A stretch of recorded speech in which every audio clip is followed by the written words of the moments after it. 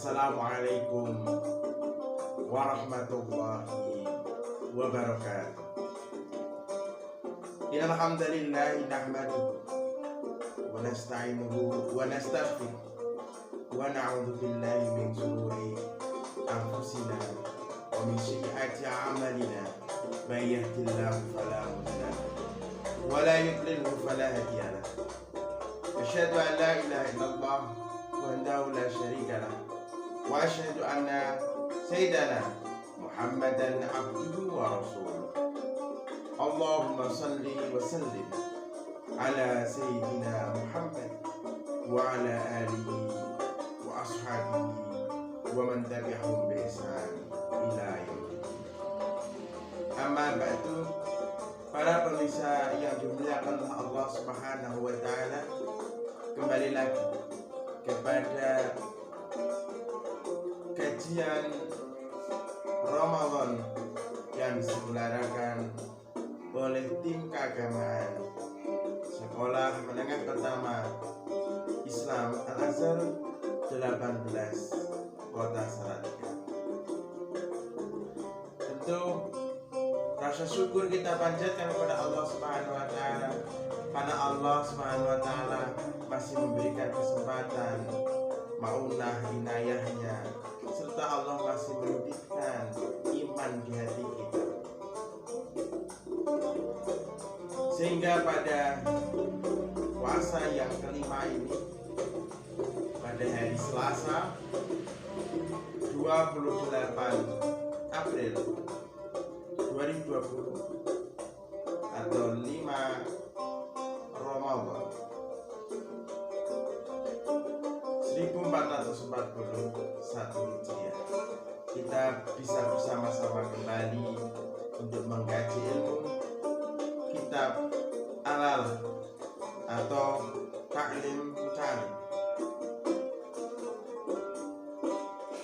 Salam semoga tercurah kepada junjungan kita Nabi Agung Muhammad Sallallahu Alaihi Wasallam, yang tentunya kita nantikan apa yang menjadi syafaat beliau di yaumil qiyamah nanti. Amin amin ya rabbal alamin.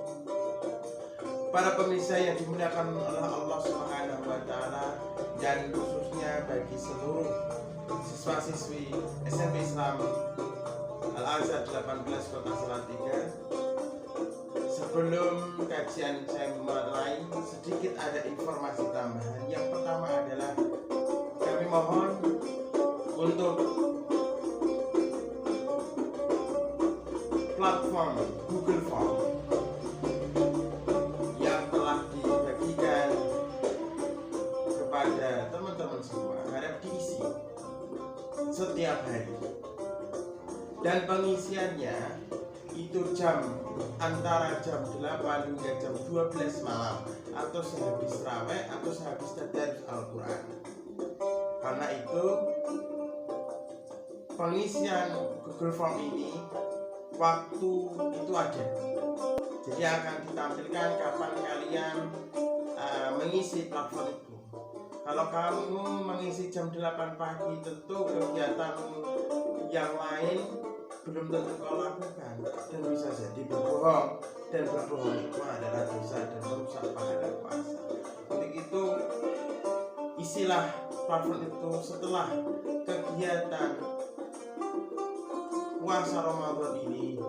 Amalia Ramadan ini telah usai, ya sekitar jam 8.30 atau sampai jam 24, jam 20.30 atau sampai jam 24.00 waktu Indonesia Barat, atau jam 8 malam 8.30 hingga jam 12 malam. Karena pengisian platform waktu itu tercatat di dalam data kami. Dan juga saya harapkan untuk kajian pertanyaan isi kajian di dalam platform itu diisi dengan kajian Ustaz Muhammad Hidayat.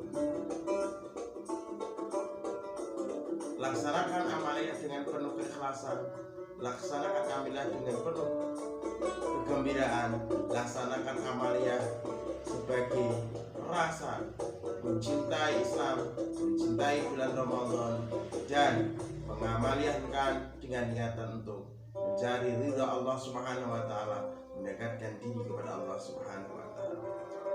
Para pemirsa yang dimuliakan oleh Allah Subhanahu wa taala, kali ini kita akan membahas berkaitan dengan kitab Ta'lim yang membahas tentang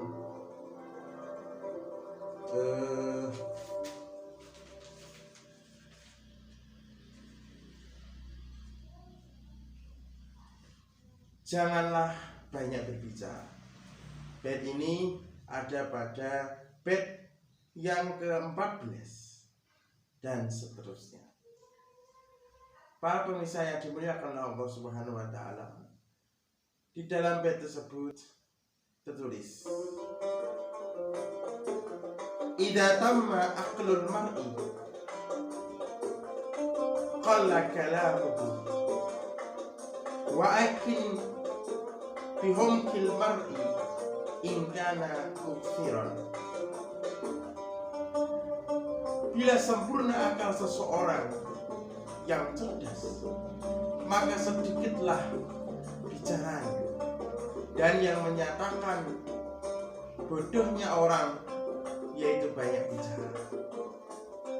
Sekali lagi, idza tamma aklul mar'i qalla kalamuhu wa aikin bi humkil mar'i in kana mukthiran. Bila sempurna akal seseorang cerdas, maka sedikitlah bicaranya, dan yang menyatakan bodohnya orang yang banyak bicara. Lisan adalah anggota badan manusia yang kedua yang paling berpengaruh bagi manusia setelah hati. Kalau hati adalah dasar bagi keselamatan dan keterburukan manusia, maka lisan adalah tonggak atau tiang dari keselamatan dan keterburukan tersebut. Sebagaimana Nabi SAW bersabda, "Man kana yu'minu billahi wal yawmil akhir falyaqul khairan aw liyasmut." Barang siapa yang beriman dengan Allah Subhanahu wa taala dan hari akhir, maka bicaralah yang baik atau lebih baik diamlah. Para pemirsa yang dimuliakan oleh Allah Subhanahu wa taala, maka dari itu, orang yang menyadari kelemahan dirinya dan keterbatasan akal pikirannya, dia akan membatasi lisannya dalam berbicara, kecuali sesuatu yang bermanfaat bagi dirinya, baik di dunia ataupun di akhirat. Kalau dibicarakan, dan hanya orang bodohlah yang akan banyak bicara, karena dia tidak tahu bahwa semakin banyak bicara, dia semakin banyak memasang tali di lehernya. Tidak tahu bahwa apa yang terucap lisan adalah sesuatu yang akan dipegang oleh orang yang mendengarnya. Tidak tahu bahwa kalau kerbau itu dipegang lewat tali yang dijeratkan di lehernya, maka manusia dipegang lewat ucapan yang dikeluarkan lisannya. Dan dia tidak tahu atau tidak menyadari bahwa semakin orang banyak yang bicara, maka semakin besar dia bisa terjatuh dalam kesalahan. Sebagaimana sabda Nabi Muhammad SAW, "Man kathura kalamuhu kathura saqtuhu." Barang siapa yang banyak bicara, maka banyak kesalahan di dalam bicaranya. Juga di dalam hadis lain, Rasulullah SAW bersabda, "Al-mu'minu man qala al-mu'minu man min qala kalamihi wa kathura amalu wal munafiq min kathura kalamu wa kull amalu." Saya ulangi, al-mu'minu man qala kalamu wa kathura amalu wal munafiqu man kathura kalamuhu wa qala amalu. Orang mukmin adalah orang yang sedikit bicaranya, tapi banyak amalannya. Sementara orang yang munafik adalah orang yang banyak bicara, sedikit amal. Al-mu'minu man qala kalamuhu wa katsura amaluhu, wal munafiqu man kathura kalamuhu wa qala amaluhu. Orang mukmin adalah orang yang sedikit bicaranya tapi banyak amalannya. Sementara orang munafik adalah orang yang banyak bicara, sedikit amalannya. Tapi di sisi lain, pada hal yang seharusnya kita berbicara dan kita malah diam, maka itu juga tak pantas dilakukan. Maka dari itu, marilah kita semua menjaga daripada perkataan kita, menjaga lisan kita. Karena lisan kita, al-lisanu kasef, lisan itu bagaikan pedang. Jikalau kita tidak pandai-pandai mengatur tutur kata kita, maka itu akan menggores, bahkan melukai diri kita sendiri. Sebagaimana di dalam bait yang selanjutnya, bahwa di situ diterangkan, yamutul fata min asratin min lisanihi, walaysa yamutul mar'u min asrati rajuli. Ulangi. Fa'athar yamutul fata min asrati min lisani, walaysa yamutul mar'u min asrati rijli. Pemuda bisa mati sebab tergelincir lisannya, tapi tidak akan mati karena tergelincir kakinya. Yamutul fata min athratin min lisanihi, walaysa yamutul mar'i min athratir rijli. Pemuda bisa mati sebab tergelincir lisannya, tapi tidak akan mati karena tergelincir kakinya.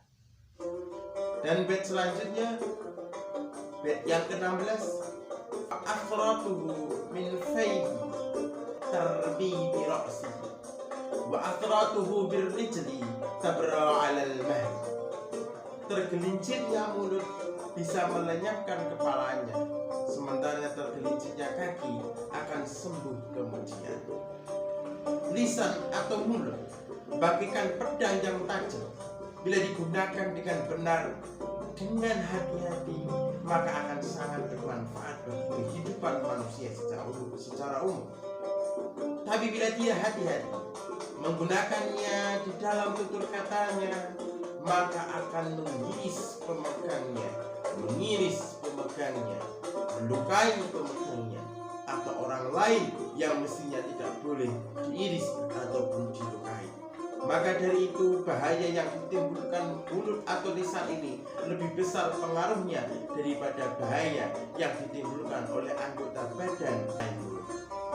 Satu kali tangan memukul yang tersakiti, oleh tangan tersebut hanya satu orang yang terpukul, tapi satu kata terucap bisa menyakiti seluruh umat. Begitu yang terpukul, tapi satu kata terucap bisa menyakiti seluruhnya orang-orang yang mendengarnya. Begitu pula satu kata yang mengadu domba bisa menimbulkan bunuh-membunuh di antara seluruh warga. Kesalahan yang dilakukan lisan atau mulut ini dalam tutur kata bisa melenyapkan nyawa karena digantung, tapi kesalahan yang dilakukan kaki dalam melangkah akibatnya hanya terkilir dan jatuh. Tapi kalau lisan bisa memecah belah, mengadu domba, memporak-porandakan persatuan. Analogi sederhana, dalam badan kita misalnya Allah Subhanahu wa Ta'ala menciptakan satu mulut, dua tangan. Itu artinya kita diharuskan untuk lebih banyak bekerja daripada berbicara. Karena kalau kita banyak bicara berbicara namun tidak ada kerja, itu malah membuat orang menjadi tidak percaya lagi pada kita. Untuk itu, mari kita jaga lisan kita. Betul-betul kita jaga. Al-lisanul kasih, lisan itu bagian pedang. Hati-hati dengan ketajaman lisan kita, karena bisa menyayat diri kita sendiri, bahkan menyayat orang lain, dan bisa menyayat. Bahaya lisan sangatlah berbahaya. Untuk itu marilah kita jaga tutur kata kita. Janganlah banyak bicara, tetapi banyaklah bekerja. Namun berbicara tatkala itu bermanfaat dan itu sangat digunakan tutur katanya itu bagi kemanfaatan dan kemaslahatan umat. Demikian kajian pada hari ini. Banyak salah dan khilaf, saya mohon maaf. Dan sekali lagi saya umumkan, silakan tulis absensi kalian di kolom komentar di bawah. Dan juga jangan lupa like, share, dan subscribe. Kemudian platform Google Form mohon diisi antara jam 8 hingga jam 12 malam. Wallahul muwaffiq ila aqwamit thoriq. Assalamualaikum warahmatullahi wabarakatuh.